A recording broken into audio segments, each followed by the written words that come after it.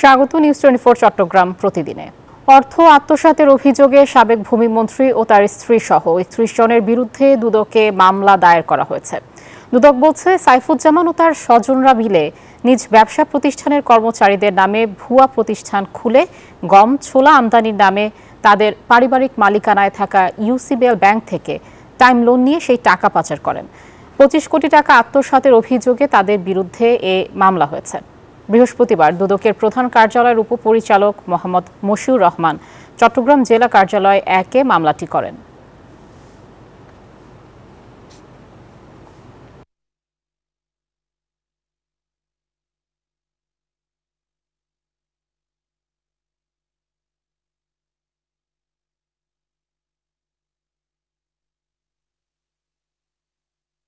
প্রায় ১০ ঘণ্টা পর রাঙামাটি বাঘাইছড়ি সাজেকের সাথে সড়ক যোগাযোগ স্বাভাবিক হয়েছে। বাড়ি ফিরতে শুরু করেছেন আটকে পড়া পর্যটকরা। এর আগে ভারী বৃষ্টির কারণে রাঙামাটির সাজেক সড়কে পাহাড় ধসে যানবাহন চলাচল বন্ধ হয়ে আটকা পড়েন প্রায় ৪ শতাধিক পর্যটক। বৃহস্পতিবার ভোর ৬টার দিকে এ ঘটনা ঘটে। জেলা প্রশাসন জানায়, বৃষ্টিতে পাহাড়ের মাটি নরম হয়ে আছড়ে পড়ে সড়কে। এ সময় সাজেক বাঘাইহাট সড়কের নন্দরাম, চাইল্লাতলি ও চম্পকনগর এলাকায় ছোট ছোট পাহাড় ও গাছ ভেঙে পড়ে। এতে তাৎক্ষণিক বন্ধ হয়ে যায় খাগড়াছড়ির সাথে রাঙামাটির যান চলাচল। সড়ক পরিচ্ছন্ন ও মাটি অপসারণের কাজে নামেন ফায়ার সার্ভিস, সেনাবাহিনী ও সড়ক বিভাগের সদস্যরা। পরে বিকেল ৪টা থেকে যান চলাচল শুরু হয়।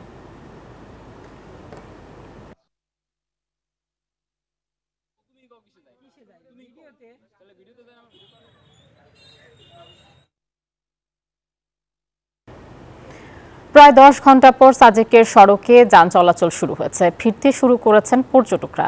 এ বিষয়ে আরও জানাতে যুক্ত হচ্ছেন সহকর্মী ফাতেমা জান্নাত মোমো। মোমো, সাজেকের সড়কে তো যান চলাচল শুরু হয়েছে, এখনকার পরিস্থিতি সেখানে কি দেখছেন জানাবেন আমাদের।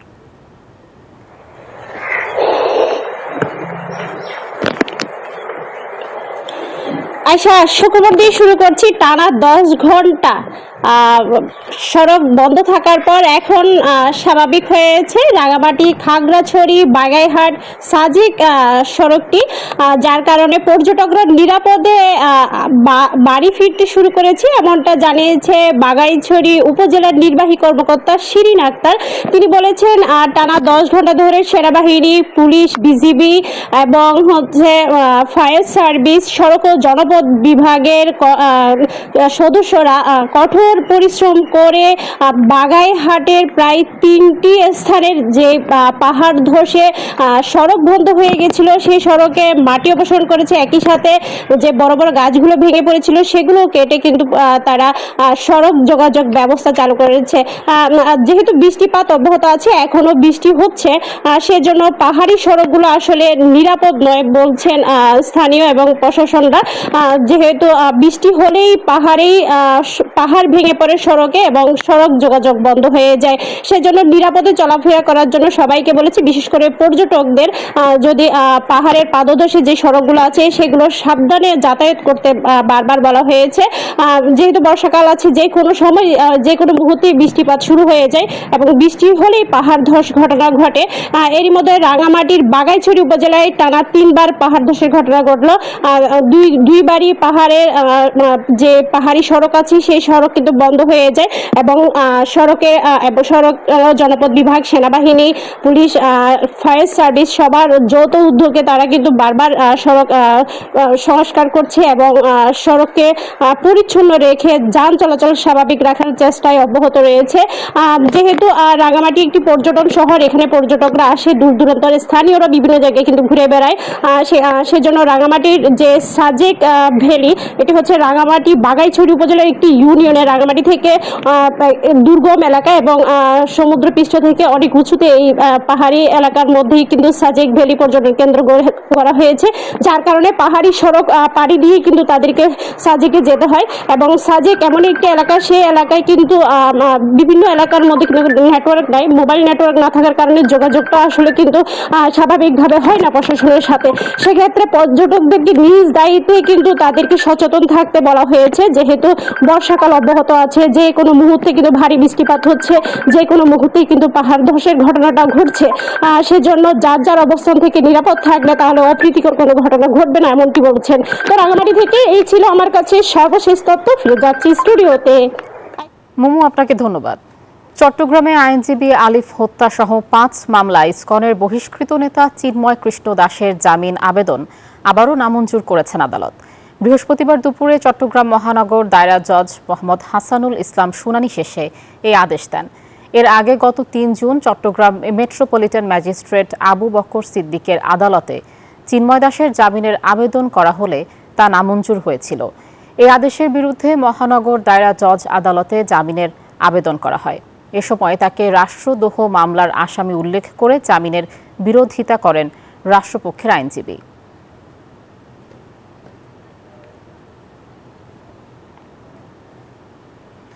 সাম্প্রতিক বিমান দুর্ঘটনায় অকাল প্রয়াত মাইলস্টোন স্কুল ও কলেজের শিক্ষার্থীদের স্মরণে দোয়া ও মিলাদ মাহফিলের আয়োজন করেছে বাংলাদেশ জাতীয়তাবাদী দল বিএনপির উত্তর সাতকানিয়া ইউনিট।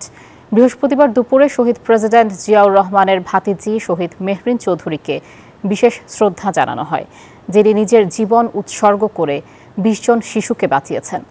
অনুষ্ঠানটি বিএনপির ভারপ্রাপ্ত চেয়ারম্যান তারেক রহমানের পক্ষে বিএনপি নেতা মীর মোহাম্মদ হেলাল উদ্দিনের নির্দেশে আয়োজন করা হয়।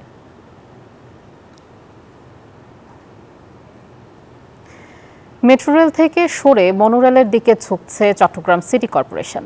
সম্প্রতি চট্টগ্রাম সিটি কর্পোরেশনের সাথে জার্মানি প্রতিষ্ঠান ওরাসকম ও মিশরের প্রতিষ্ঠান আরব কন্ট্রাক্টর গ্রুপের সাথে সিটি কর্পোরেশনের সমঝোতা চুক্তিও স্বাক্ষর শেষ।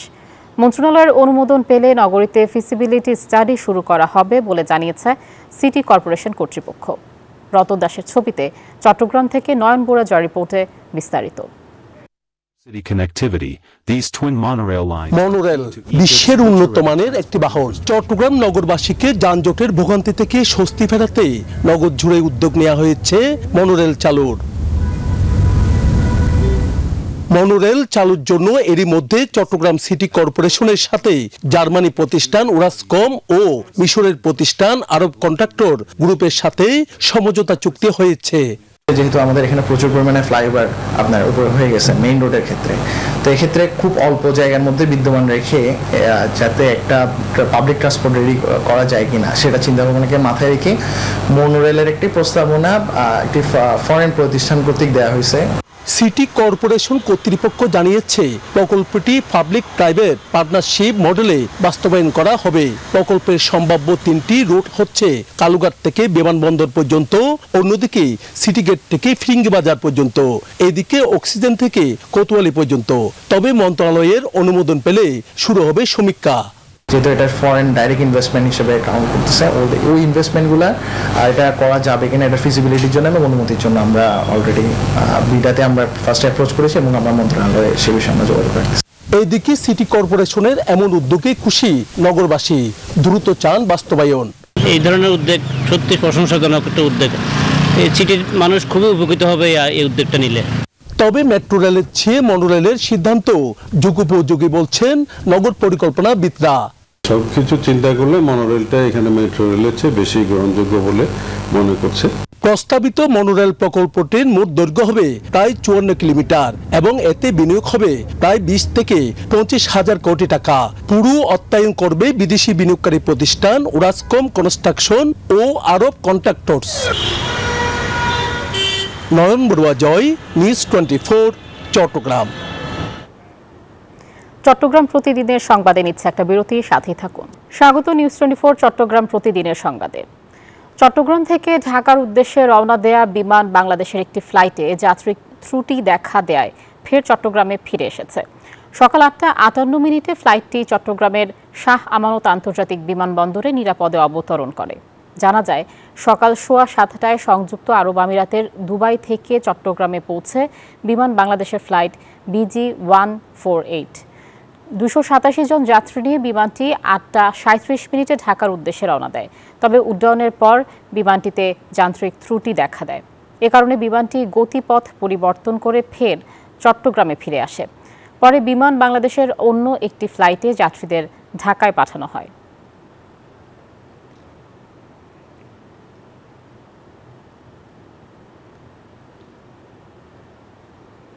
চট্টগ্রামের গণ অভ্যুত্থানে শহীদ শ্রমিক ফারুকের 2 সন্তানের শিক্ষা ব্যয় এবং মা বাবার চিকিৎসার জন্য নগদ অর্থ সহায়তা দিয়েছেন জাতীয়তাবাদী পাট শ্রমিক দলের কেন্দ্রীয় সভাপতি বিএনপি নেতা সাইদ আল নোমান। বিএনপির ভারপ্রাপ্ত চেয়ারম্যান তারেক রহমানের নির্দেশে এই উদ্যোগ গ্রহণ করা হয়।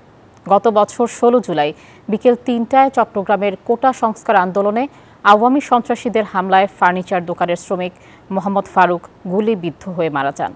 এ সময় কেন্দ্রীয় শ্রমিক দলের সাংগঠনিক টিমের সদস্যসহ অন্যরা উপস্থিত ছিলেন। এই ছিল নিউজ 24 চট্টগ্রাম প্রতিদিনের সংবাদে। আরও সংবাদ ও বিশ্লেষণ জানতে ভিজিট করুন news24bd.tv। ধন্যবাদ।